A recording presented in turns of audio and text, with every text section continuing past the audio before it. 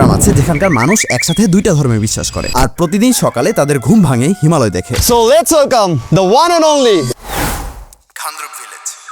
And this is the first episode of Non-Stop Nepal. ইনস্টাগ্রামে এই জায়গার রিলস যদি কারো সামনে না আসে তাহলে তার উল্টাপাল্টা কন্টেন্ট দেখা বন্ধ করা উচিত। কিন্তু প্রশ্ন হচ্ছে জায়গাটা কোথায়? এর উত্তর খুঁজতে যেতে হবে নেপালের গান্ডকি প্রদেশের কাস্কি জেলায়, কারণ এই জেলায় 2000 মিটার উচ্চতায় গত 300 বছর যাবত নিজের স্থান দখল করে রেখেছে দ্য গ্রেট খান্দ্রুক। কেউ যদি উচ্চতা রিলেট করতে না পারে তাহলে তার জেনে রাখা উচিত যে বাংলাদেশের হাইয়েস্ট পিক 1000 মিটারের আশেপাশে। কিন্তু এখানকার মানুষের কাছে height is just a number, কারণ এত উঁচুতে হওয়া সত্ত্বেও এটাকে 1228টি পরিবারের প্রায় 6000 মানুষ নিজেদের স্থায়ী ঠিকানা স্বীকৃতি দিয়েছে। আর এই মানুষগুলো এমন একটা সম্প্রদায়ের অংশ যার নিজের বয়সী 2000 বছরের বেশি।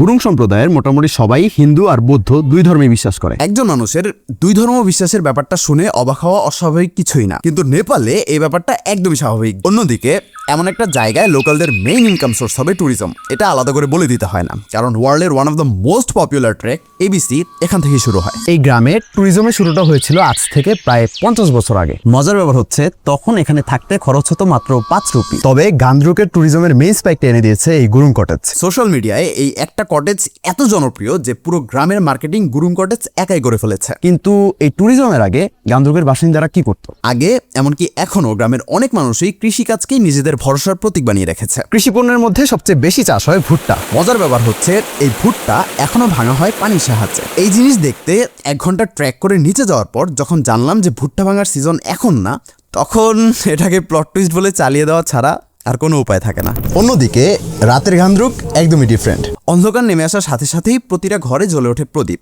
আর শুরু হয় নিজেদের সংস্কৃতির প্রদর্শনী।